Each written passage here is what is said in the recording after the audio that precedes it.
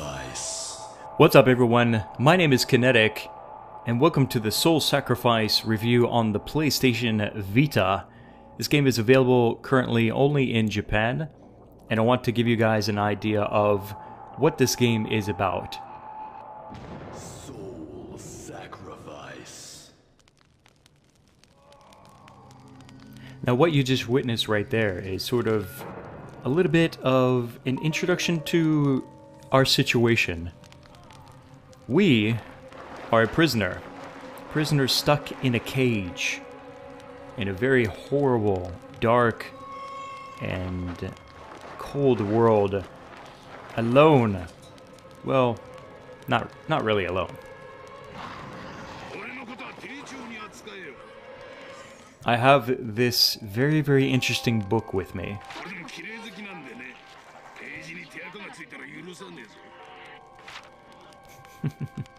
And from this book I'm able to go out adventuring. Well, I should say go in adventuring.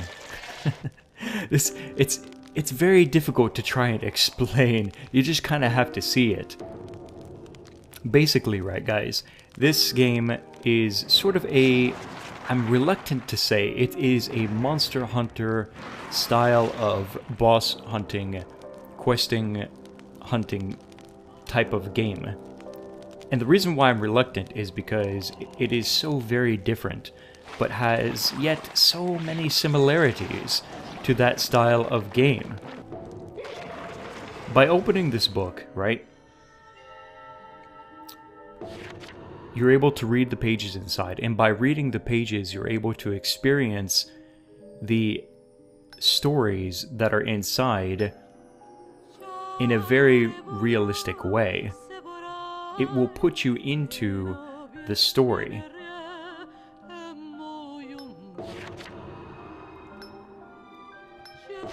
Let me show you what I mean.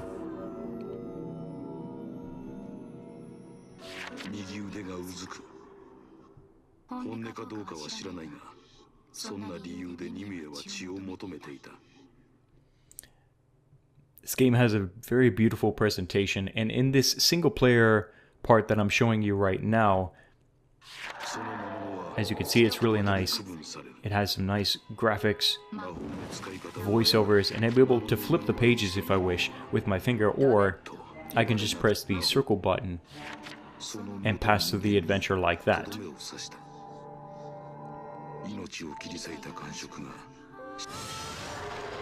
So now, I've read up to the story at this point, and from this point on, I will actually engage in the story with my character. But before I do that, I want to show you guys a little bit about the character customization and abilities section. From here, you're able to choose what kind of character you want to play as, and you can change all of these options at any time. You can choose your hair, your face, you can change your skin color, your costume, even your gender at any time. You can also change your name. And as you complete quests and you meet new people, you will also be able to bring NPCs along with you to go on quests. Now this right here, over here on the right side, this is what I would consider to be the core of what Soul Sacrifice is really about. Instead of using physical weapons such as swords and shields and guns and things like that, like in Monster Hunter, you are basically a magician, so to speak. You are a mage, if you will, a sorcerer. I like that. I like sorcerer better. You are a magic wielder, and every time you go out adventuring, every time you go on a quest, you will be able to select from a variety of different spells that you have unlocked, and by completing quests, by defeating monsters, you will unlock and acquire new spells. So for example, if I want to change out this fire spell, I can change it to this blood bullet spell instead. And there you go. Each of these spells have different elements for the most part, but there is also a neutral element, which has no element at all, in other words. But this elemental system means that when you're fighting various types of monsters, they will have specific elements, and in almost every case, such as fire, and you're able to counter their element with your elemental spells, and by doing so you will be delivering a lot more damage.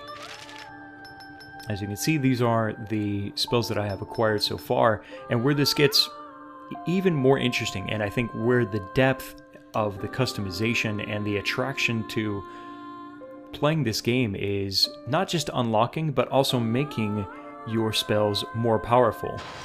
By clicking here, I will be able to combine different elements to make a more powerful version of this spell.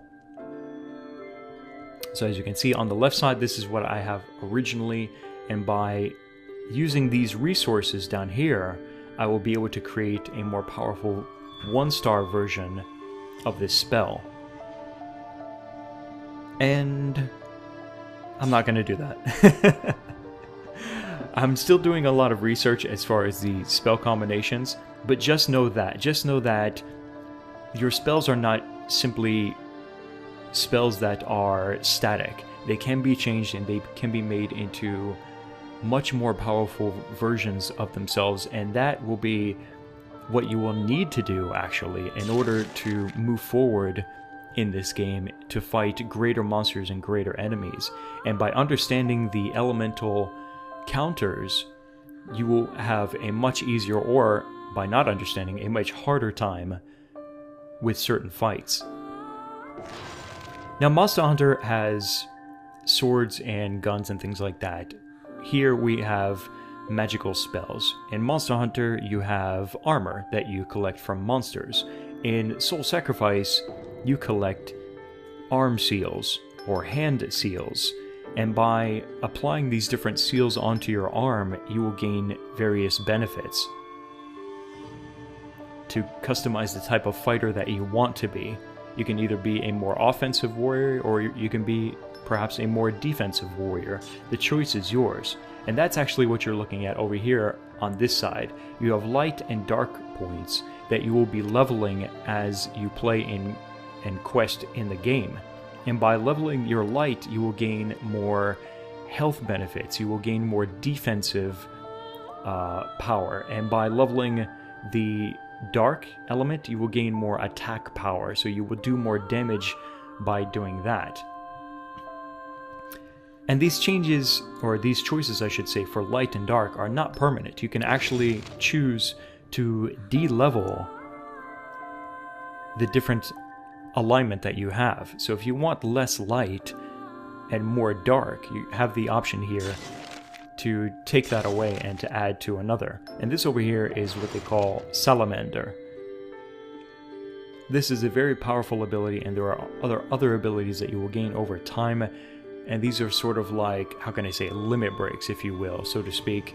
If you think of Final Fantasy, where you will be put into a certain situation based on different conditions, and you will be able to unleash really, really powerful spells. But all of this comes at a cost. I've been mentioning about all of this power and things like that, but it all comes at a cost. And I will explain more about that as I participate in this quest here.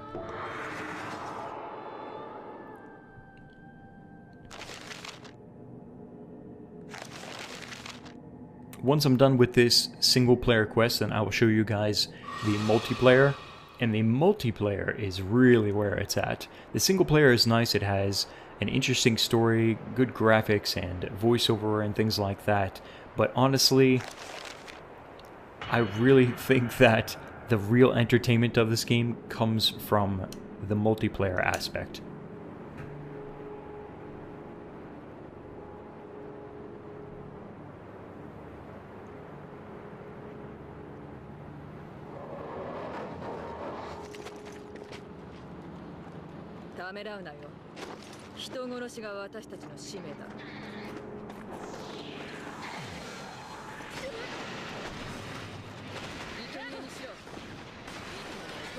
So as you can see, I'm no longer in a prison. I'm actually in a different world now.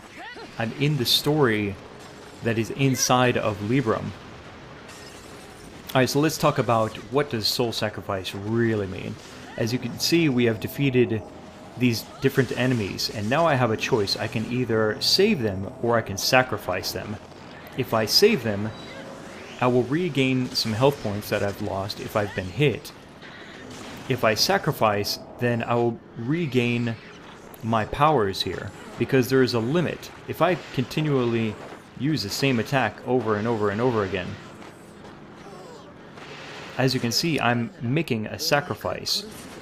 I'm actually losing my health.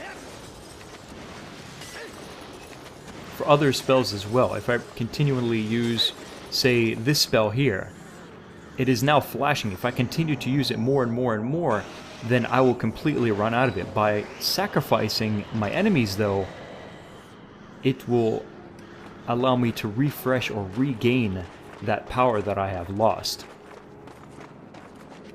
Graphically, I think this game is really, really nice. I really enjoy the atmosphere. I like the stages. They're very well crafted. The characters have some nice detail on them. It's a very, very nice game. Admittedly, it probably will look considerably different when you're actually playing it, because this is an off-screen recording. So the colors and things are a little bit off, but it's a pretty good camera, so it's a pretty good representation, I think, also of what you would see if you were to purchase and buy this game yourself for your PlayStation Vita. The sound quality is very, very nice. The attack sounds and the music is absolutely superb. And I think we're about to get into a boss fight. A little bit about the controls though first, before we get into this boss fight. The right analog stick, obviously, is your movement, and the left is your movement and right is your camera. If I click and hold the left shoulder button, it is a lock-on. It will lock onto whatever enemy is nearby, so that way I have a fixed camera on them and I can maintain my focus. By pressing the right shoulder button, this is how you are able to switch between your different skills, or excuse me, your different spells. And as I mentioned before, the square, triangle, and circle is how you will activate those different spells.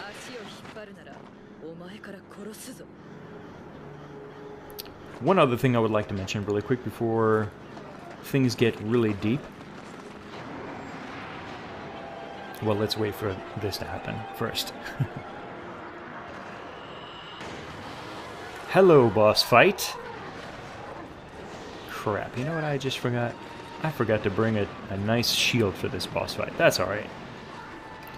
But take a look at this, guys. I'm able to activate what is called the Mind's Eye. And the green outlines are the outlines of friends and enemies. But those red spots, those are the enemy's weak points. So if I'm able to focus my attacks onto those weak points, I will do additional damage. And I can do that with this spell.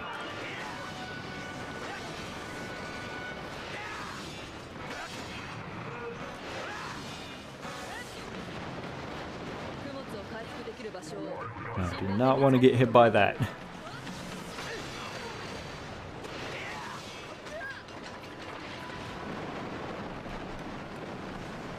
Where is he going? Where is he going? Oh, we got... shit.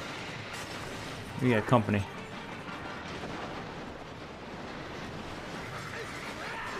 Ah, come on, get off me, dude.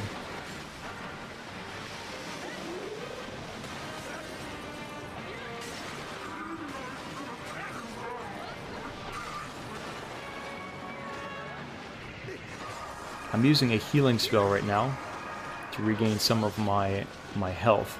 And it looks like my NPC friend is keeping the smaller monster busy, but I am going to go ahead and engage this monster because I want to sacrifice it. I have to be careful though, because this boss could turn around and start coming my way. Okay, so now I'm going to sacrifice this monster and... bam! There, my attack spells have been refreshed a little bit. It doesn't fully refill your attack spell abilities, but it does give you some back, and that is how you stay in this fight. If you completely use up your spells to the point that they break or run out, then you're really screwed. A big part of what you will need to do... Oh boy. During these... Oh! I forgot that that's his rocket arm. I should have gotten closer rather than farther. It's kind of difficult to record and concentrate on the boss fight and concentrate on talking about the game at the same time. Thank you very much. That was a random tree that if you hit it, it will grow fruits, and then you can use those fruits to gain things like health or attack power. This right here is sort of like a little spot where I can pick up some items.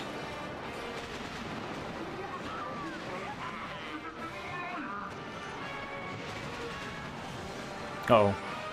I do not want to be near that.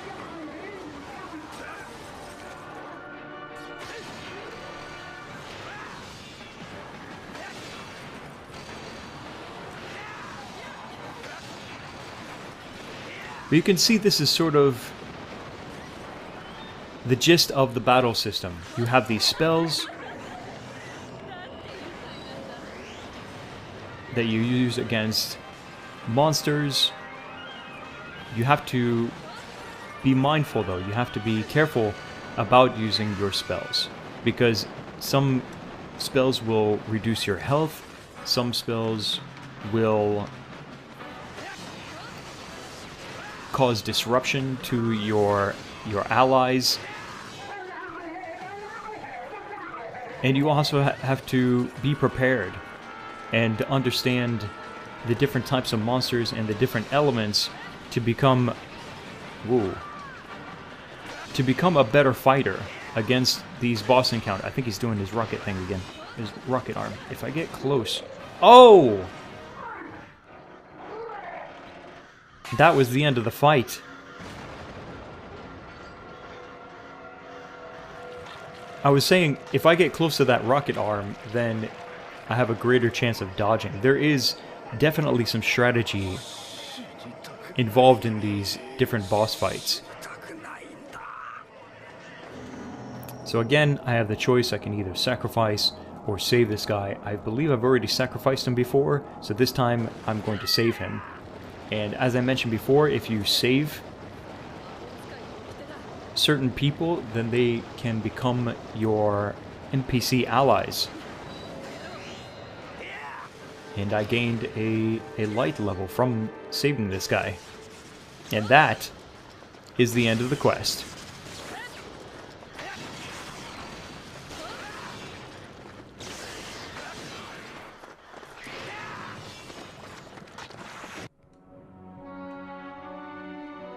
So there you go, guys. There is the gist of the single-player action.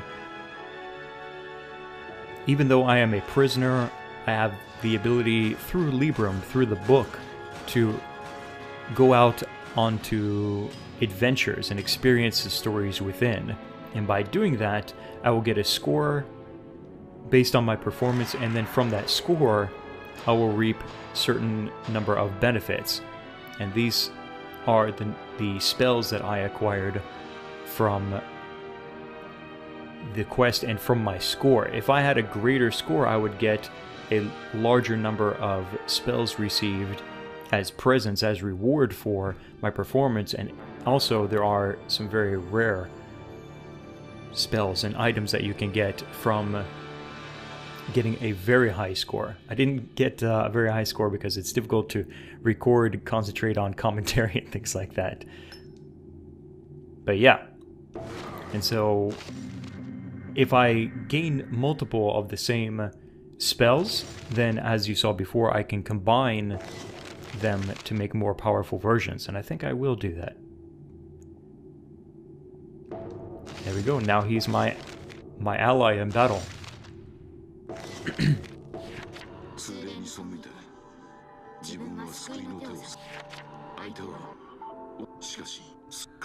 Okay, so now that we've had a taste of what the single player is like, I think it's time to move on to some multiplayer action. I want to first go back really quick to my character profile section here, and I'm going to do what I was talking about earlier, which is combine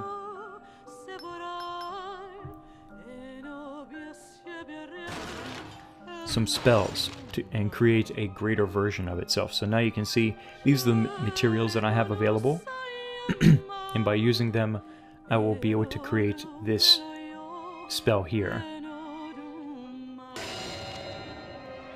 And there we go. Now I have a 1-star version of this spell.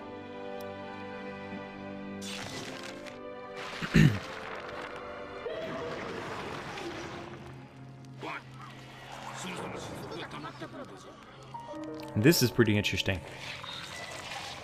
Once you complete stories from within Libram, that's his name, Libram, he has a tear that will come out of his eye, and you can use that tear as a resource in the game. If you break a spell, if you use a spell too much, then you can use Libram's tear to repair that spell.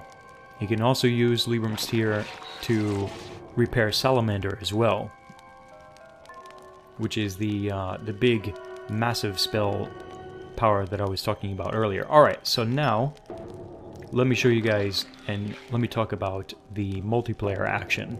And this is where the fun really, really is, guys. I'm going to go online and show you guys the lobby section. It's not much of a lobby, it's not like a room of people or anything like that. It's really just a list of available groups. But this party system, this multiplayer system has been built very, very well, I feel like. Here I can create a room if I want to, but I'm just going to do a search really quick for other rooms that are already available.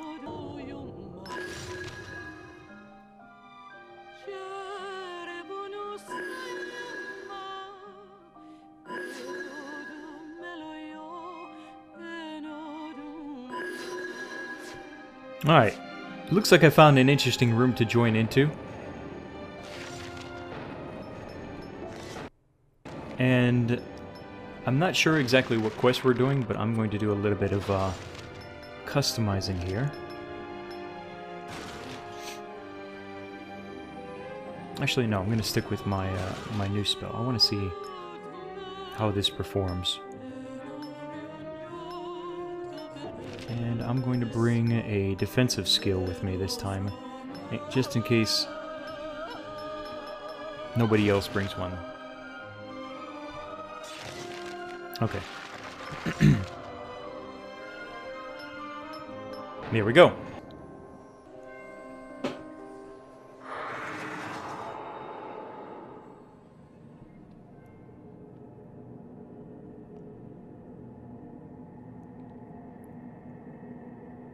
Now, the multiplayer battles are very, very similar to the single player. Basically, you will be put into an area and you have a quest objective, which is to either kill a bunch of monsters or to focus your energies on killing a single boss monster.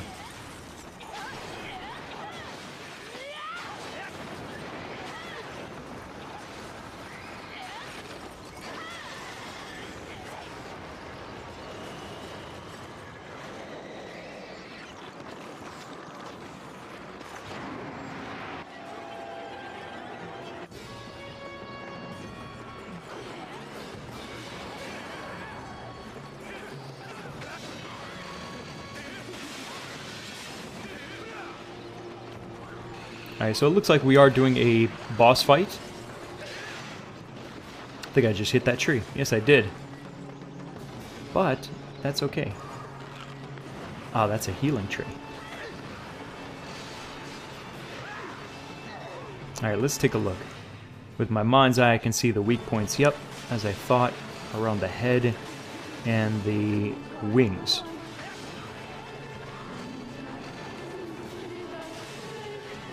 Oh, I do not like this boss. I've fought her before, and she can be a real pain in... Oh, yep. She can be a real pain in the ass.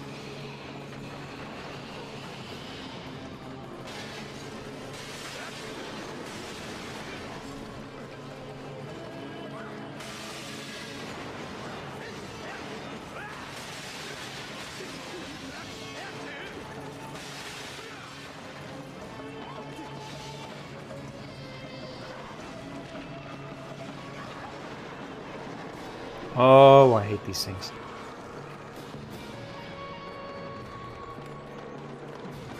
If that thing touches me, it's going to explode and cause significant damage. And it looks like we've got some other minions around here. I'm going to have to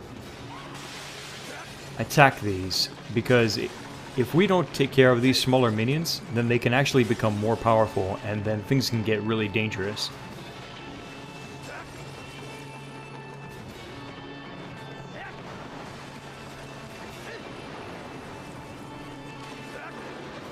But I have to keep my attention also on the boss.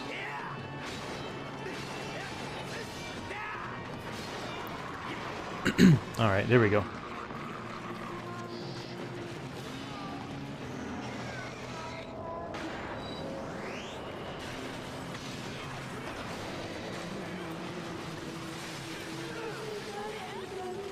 Now, if this was a really smart party, which it doesn't actually seem to be, then we would probably be using special elements to attack this boss with, to counter her element, and to cause probably some really devastating spell effects against her, but it pretty much looks like this is a free-for-all. We're just kind of winging it, just attacking with whatever that we have, which I'm not surprised, because we are a group of lobies, and I don't expect these people to know all of the elemental counters in the game. Looks like we knocked her over.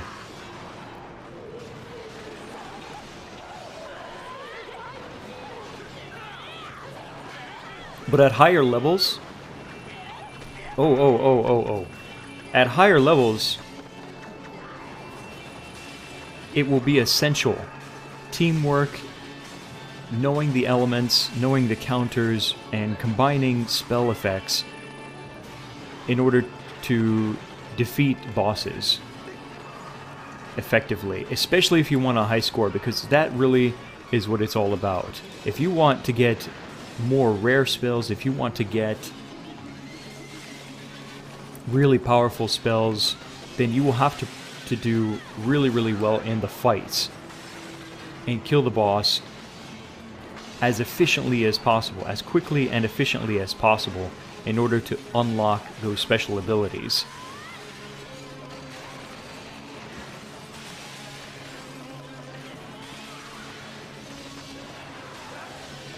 And I think that's where the real challenge and the real depth, again, comes from this game, is from creating more powerful spells rather than farming for gears such as you would in Monster Hunter.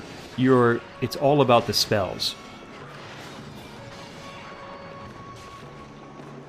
So if you are a gear... I broke my spell. If you are a gear fanatic, if you're the type of person that really likes farming for gear, and you like getting a new weapon, you like seeing new armor on your body and stuff like that, this game is probably not for you.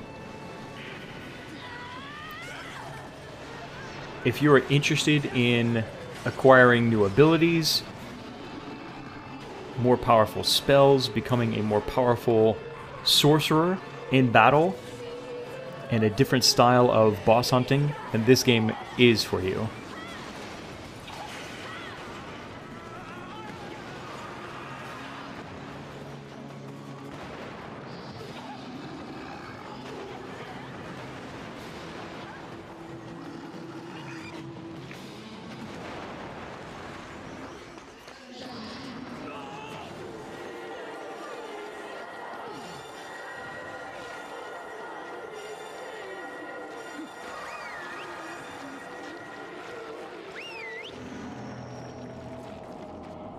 I'm going to save her because I have sacrificed her in the past.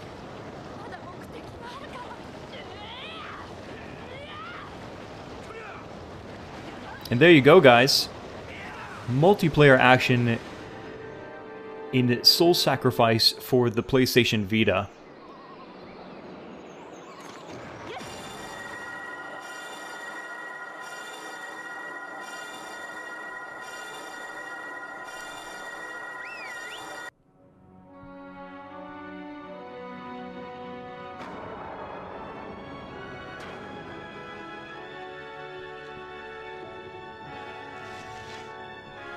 So what do I think overall? What is my general opinion about Soul Sacrifice? Well, I think that there are some differences here that make this game very, very interesting, but there are also some differences that I kind of dislike. I don't like being locked in a cage. I don't like being a prisoner without a way of escaping, it feels like. I don't like not having a town that I can explore, NPCs that I can talk to in that sense, sort of, you know, in a traditional style of Monster Hunter, or like Phantasy Star Online 2 for the PlayStation Vita. There's a giant town that you can go out into and meet with real people. You can talk to NPCs. You can do lots of really interesting things from within a town, but you can't do that in Soul Sacrifice. You're locked in a cage, and the only escape that you have is through this book, is because of Libram. And it makes it, I don't know, it makes it feel like there's less of a world than there could be. I would have liked to see a more open world adventure, I guess, for Soul Sacrifice. The only other gripe besides that I have with this game is the sacrificing and saving during party situations. When you're all running around fighting minions, and I explained this recently in another multiplayer video that I did, it can get really annoying because maybe people will not be courteous and allow you to sacrifice or save, even though it was the monster that you mostly put the effort to defeating that minion, so that way you could save or sacrifice and level. Sometimes people will just be ignorant or be dicks about it, and they will go ahead and take your sacrifice or take your chances, and that can get really annoying. But if you're playing with friends, then it will probably not be such a big deal. The single player is a lot of fun. There's a lot of interesting customization here. The whole system of leveling and making more powerful spells is really, really interesting, and gives the game a lot of depth and a lot of reason to go out hunting, because you're looking for certain monsters. You're trying to get a better score, and you're trying to become a more powerful, I'm gonna say sorcerer. I don't like calling these people magicians. It may be inaccurate, but that's what I'm just gonna use, because screw you, it's my video review. But anyway, guys, I think I have pretty much covered the gist of this game. You've seen the single player, you've seen the multiplayer, and you've seen what it offers in terms of difficulty and depth. And that's all I'm going to say for this video. I do highly recommend it. There are some things that make this game different in bad ways, but mostly I think that the different approach to this Monster Hunter style of boss hunting fighting style game makes it really, really interesting. And if you are the type of person that likes dark, medieval style, maybe Dark Souls or whatever, this game is definitely for you. So check it out. I imagine that there will be a demo pretty soon in English, so when that launches, definitely check it out. Soul Sacrifice for the PlayStation Vita. My name is Kinetic, and I'll see you guys next time.